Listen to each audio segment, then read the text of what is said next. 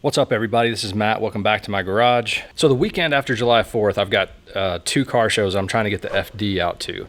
And in order to do that, I've got to get the car drivable because right now the interior is still completely empty. So I've got the dash ready to go back in. I still have to do the center console, get the soundproofing in, get the carpet in, get the seats in, and get the battery relocated. And I mean, other than that, it's a lot of trim pieces. That's a lot to do between now and July 4th weekend, or the weekend after July 4th. But I really want to get this car to those car shows because it's been sitting here in the garage too long, and I really want to get it out and share it with everybody. Today, I really need to focus on getting the battery relocated and getting the rear bins in, because those are kind of the last fabrication type things I've got to do. Everything else is just going to be getting it bolted back into the car for the most part. Rebuilding the shifter isn't that difficult. I may have to do a few things here and there for that, but I've got all the parts to do that. Center console is ready to go in. It's just super dirty, so I've got a lot to do this week. But like I said, today I got to focus on this battery relocation. Let's go over to my workshop and I'm going to show you all the parts I've got for the project. So for my car, I'm going to go ahead and try to run a full-size battery. Now this is a 24F series battery, which I believe is the same size that came with the stock RX7. When I got my car, it had an Optima red top battery, but I found out that it was bad. So I went and got this recently, and this will be the one that I try to build everything around. So it'll be very tight. And I know you can go with smaller Miata batteries or whatever else, and there's a lot of write-ups online for those, but I did want to try to go ahead and keep the full-size battery because I will be running some more electronics in this car in the future, and I don't want to have to worry about the charge. So I did get a sealed AGM battery. While the battery could just sit in the car and you could get some J-bolts or a cheap battery strap kit and hold that in there, that'd probably be totally fine. I wanted to go ahead and get a battery tray to set this in. This battery fits just right in the little area behind where the bins go. Anything bigger, you're gonna have a hard time getting it to fit without modifying things. So this is the smallest one I could find that would fit this battery, but again, it does have some dimension that makes it a little bit wider than the battery, so we're gonna have to make some modifications to get this to fit. I've got a new battery terminal. Well, they're really not posts, but they're going to be what I use to connect everything in the car. They're by New Concepts. They're called the Ultimate Battery Terminal, and they have several connections in there, and they're rebuildable, and they actually have a connection on the side where you can put in a factory size lug for a battery terminal. So I've got positive and negative one of those. I found a kit online that had, I think it's 15 feet of each red and black cable. This is designated for welding cable, but it'll be fine for what I'm going to use it for. And I know this gets confusing, but this is either 1/0, 0 gauge, whatever you want to call it. That's the designation. I know some people go 2/0 cable, but to me that seems overkill because a lot of the runs are going to be extremely short, and this is going to be plenty fine for the distances that I'm going to be running, and it'll hold way more amps than I ever plan on running in the car. So this is good for me. And really, you probably only need a couple of feet at most you don't have to get different colors like I did, but you need a couple of feet for your negative side, and then your positive could be anywhere from, if you're going to run it to the starter, you probably only need 5-6 feet, something in that range. If you're going to run it back up to the engine bay, you probably want at least 10 to 12 feet, something like that. So 15 of each will be plenty, plus I'll have plenty of extra for whatever else in the future. Maybe I could go ahead and upgrade some of the wires from the alternator and whatnot. So anyway, if you have any questions, leave them down below, or there's plenty of research about this online. And when you do a battery, you want to have the fuses at least off the power side as close to the battery as possible. You don't want to have any of this line unprotected. In my case, I'm going to go with a circuit breaker that's made for automotive use. This is a 150 amp unit, which I think that's about the most amperage I'm going to want to run on this car. But if I needed to, I believe they make 200 amp units and things. But for now, I'm just going to do a 150 amp. And I'll put a link to all this down below so that you guys can see it. But the nice thing about this is when it's mounted in the car, I'll be able to activate it, and it'll give me a cutoff for the battery supply. So that's kind of the reason why I did that, was it make this a little bit easier for me if I ever needed to cut power to the car. So that'll get installed probably inside the bin with the battery. I have various lugs and heat shrink to go with them. I got a couple different types to try. I'm gonna crimp all these on, which is what these are gonna be for, this is just a cable cutter and then a crimper. I'm not gonna solder any of these together, but I will just crimp them on. I think that's gonna be good enough for me. And of course I've got the bins, which I'll have to make some modifications to, but for now I need to get focused on trying to get this trimmed up in the car. But let me go show you what the battery looks like in the rear bin area before we get started. So the full-size battery fits pretty snug in the left-hand side where the bin goes. It actually fits really nice on its own. I mean, there's no wobble to it, and for the most part, it's probably just sitting on the corners. It's probably not, you know, bearing across the whole bottom of the battery, which you could put in like a pad or something to distribute that weight. I found the smallest battery tray that I could find for this size battery. I might have to trim this corner off that's there in the camera. Basically, I'll probably come in and just saw off this corner because there's some congestion right here, you know, on the floor pan. First thing I need to do is figure out how much of this I need to cut, and I'll probably need to sneak up on it. But for now, I'm going to get this battery back out so I can start trimming this up. I just clipped off this corner here. It doesn't quite sit like completely flat. I mean, it does wobble a little bit, but it's about as good as I think it needs to be. I did end up cutting all the tabs off all the other corners because that gave me just a little bit more room, but you know, I'll be able to use the two holes for the fasteners on each side. So I think it'll still be plenty secure. I will just leave it there for now, and that'll actually help me reference as I'm cutting the bins. I'm gonna just assume I need to cut the front half of this bin off, so I'm gonna do that before I even bring the bins back out here. With the battery tray in place, I'll be able to start gauging, you know, how much more of the bin needs to be cut. But for now, I'm gonna cut the front half and start with that. So I have the bins upside down, so this is behind, you know, the left-hand side, and this would be the right-hand side. It's got the lock. This side of the, you know, this would be towards the exterior side of the car. I think it's gonna be okay, so I'm gonna try to keep as much of that as I can. The silver line that I've kind of marked out is just some eyeballing I did just to give me somewhere to start. So I'm gonna cut up here. I think the whole bottom is gonna have to be cut out, but I'm gonna leave a little bit of a lip just to see how that goes. Ignore that line, but I'll be cutting to that line. And again, I think most of this side can stay.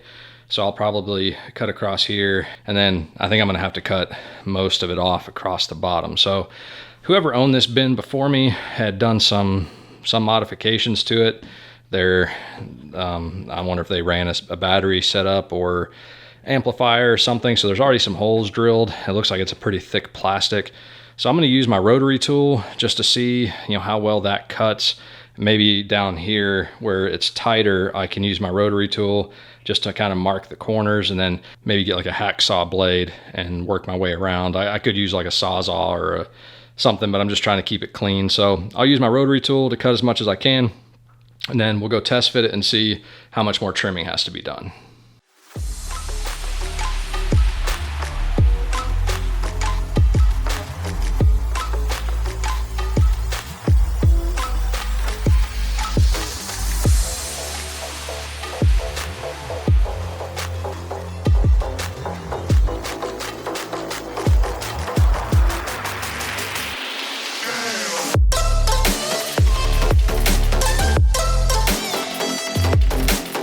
So it's not pretty, but I got through it. This is some relatively thick plastic, but my cutoff tool worked fine. Actually, I think the battery died, but it's also soft enough that you can use a razor.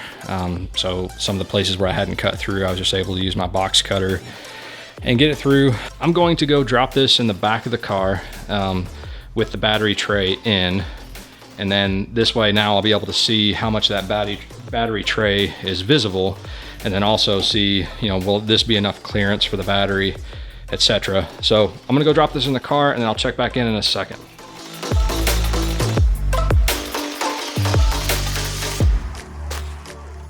My rotary tool started overheating, so I actually just switched over to a scroll saw, and this actually went faster than the rotary tool. So you could use a hacksaw, but this scroll saw is meant for, the blade in here is meant for wood, but it actually chewed through this plastic pretty quickly. This is basically the piece I took off. Like I said, I went ahead and completed taking the bottom out, and then I took maybe an inch off of the side here and then tapered it back into the cut I already had over here. This bottom piece was catching on the battery tray, and then this side was as well. So I think we should be getting pretty close with this, but let me go check it out and I'll come right back. After my quick test fit, I was basically able to get the whole bin to sit where it's supposed to. So just for final fitment, I'll go ahead and clearance this just a little bit more. I'll need to probably trim just right in here to clear that. I do have a little bit of interference, so I'm gonna go ahead and take care of that right now. I got to looking at it though, and I was like, well, by the time I put the battery in, this is gonna have to fit over the battery every time I put this in and out of the car. So I decided probably best just to go ahead and clearance it some more for battery cables and for the battery itself. Just give me some wiggle room while I'm putting it in and out. So I'm gonna cut this deeper, and then I'm gonna cut this notch. Again, this is where the other corner of the battery tray is. I'm gonna put the positive terminal on this side, and I think that'll give me a straight shot for where I wanna route the cable. This side is gonna connect to what essentially is a transmission tunnel, but the bolt where the JDM seatbelt connects into the body. So I wanna make sure I've got plenty of clearance here for the cable to get around and not get caught on the bin. It definitely would have been easier just to probably, you know, take a Sawzall and just zip this across and call it a day, but I'm trying to keep some of this plastic so that at least you can see it when you open the bin, but also give me some surfaces to mount a few things, like the circuit breaker that I've got to go into the car. I'm gonna make these final cuts, and that hopefully is the last cuts that I need to make. And then I'll go ahead and put the battery tray in the car and mount it. Once I'm confident that that's the right spot, put the battery in and then put this over top of it, and I'll show you guys what everything looks like. I taped the piece on, the main piece that I cut off, so it's basically where the bin was originally, and you can kind of see how much I've cut off. Now, you know, this would be, if I didn't have the battery tray, I probably wouldn't have to cut this much out because my battery is being kind of pushed away from the transmission tunnel because of the battery tray that I'm using. But if you didn't use a battery tray, you probably could get away from not having to do this. And then this side, again, I just clearanced it some more to make sure I've got plenty of room to get to that negative connection on the transmission tunnel. That's it. No more cuts. I will go around and sand this smooth and knock off. I'll probably might actually just cut this off at a 45 like I did here. So I will make that cut just so I don't have a sharp edge. Now I can go ahead and permanently mount the battery tray in the car. I'm probably just going to use 4 well nuts. That way they'll seal the hole that I create in the bottom when I tighten those up. But let me go see if I've got the hardware, and then I'll check back in once I've got that mounted. I have the bins in and the battery tray connected to the body and the battery strapped in. So I've been just checking for clearance issues to make sure everything is going to fit. I've got clearance all around the battery, and it looks like that's good to go. Now, the one thing I have found right there is the red cap on the positive terminal. It basically is covered up by the front lip of the bin, and I'm sure the negative is very similar on that side. So I'm gonna have to flip the battery 180 degrees and put the post back here, which all that means is the red will be over there and black will be over here. So my leads will be a little bit longer than I anticipated. Not the end of the world, but I will have to flip that around to make sure I've got plenty of room to get all those connections. I need to go ahead and pull the bins back out because now I need to run the cables. And once the bins are out, I can show you kind of where I'm gonna route things, and we'll get those cables installed. Running the cables is fairly straightforward. For the JDM cars, you'll see that hole down there on the transmission tunnel. That is where one of the seat belts connects into the body. So that will be cleaned up, and we will use that as our ground for the battery. So I'll have to get some of that paint cleaned off and then make a relatively short cable to run from the negative terminal over to that hole. There's a couple ways you can run, well, maybe 3 ways you can really run the power cable, the positive cable. There is a grommet right there that is unused, and you could basically cut a hole in that and drop your wire through there, and it'll come out the bottom of the car. You could then trace it underneath the car. You know, you could route it along the fuel lines. You could route it up near the transmission tunnel, you know, somewhere that it's out of the way, not going to get hit by anything, and not getting in the way of any of the other wires or anything else underneath the car. And that was kind of where I was going to go initially, because at least then everything is underneath the car and it's nice and straight shot up to the engine bay. Another way you could route this is through the inside of the car. There is a nice write-up on RX7club.com. That was done in a US left-hand drive car, so the bin that they put the battery in is over there, and then they run the wire kind of along the transmission tunnel up to the firewall. And I think they probably, well, of course all this is flipped around from a right-hand drive to left-hand drive, so the ECU and stuff is all switched around, but they run it over here through a hole that's kind of in the side of the body, which then takes you into the fender, which then takes you out into the engine bay. Where that positive cable needs to go, really, there's a couple main places that people take that cable. They'll either terminate it at the starter or terminate it back at the original location in the engine bay, which I'll show you that in a second. I guess you would also have the option of potentially running it straight to the alternator, but in this case, I don't know that many people that would do that. So initially I was thinking I would just run it through that grommet, run it underneath the car and to the starter. That would just be the shortest length of cable that you could possibly need, and pretty clean install. I just obviously have to get the car up on the lift to work on that. This car does sit quite low to the ground, and some of that plastic shielding that's under the car has already been scraped. I don't think I have scraped any of it since I've used the car, but maybe in the car's previous life it had some accidents or bottomed out on some things. So there is a concern about doing damage to the cable, which the cable has a very thick sheathing on it, so you'd have to have a really hard hit to probably cut that cable or significantly damage it. The other way I was thinking I might route it is trace it along the inside of the left-hand side door, and then through that grommet in the side, and then through the engine bay. So the downside of doing that is you potentially get a hump in your carpet. You might have a conflict with the seatbelt connection at the body, and then obviously anywhere you have a signal wire, you really don't want to run heavy power wires next to that, because you can get a chance for some noise. But for the most part, the wiring harness is up here on the frame, and I would be running it down here, which is 4 inches away or so. There's a little space in the brace to get that through. So I'm going to study that for a second, but let me show you where the connection would potentially be in the engine bay. Up here in the engine bay, I went ahead and took the rest of the bottom of the battery tray out. It was just held in by a couple of 10 mil bolts. So I got it out of the way, and this is the fuse box that basically rides along on connected to the positive post of the battery in the factory location.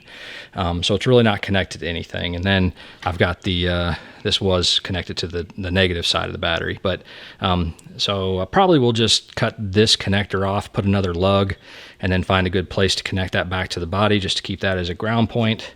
And then I will run, whether I come from underneath the car or through the car, I haven't decided yet, but either way, I'll end up bringing that red cable up through here somewhere, and then fishing it along, bringing it back up to this location, and making my connection here. Now, I do need to get this metal bracket off the fuse block. It's pretty simple, and either go ahead and cut this off so I don't have this dangling out, but I'll get all that out of the car and show it to you a little bit more detailed. But for now, I need to go ahead and get my cables prepared. At least one end I need to go ahead and put a lug on, because whether it's connecting to the body or this end up here, I need that lug. And I can go ahead and fabricate the negative cable, just because it's going to be a relatively short run, and I can go ahead and put I just need the lug on one side for right now. So I'll go ahead and make that, at least get that out of the way, and then I'll contemplate where I'm going to route that positive cable.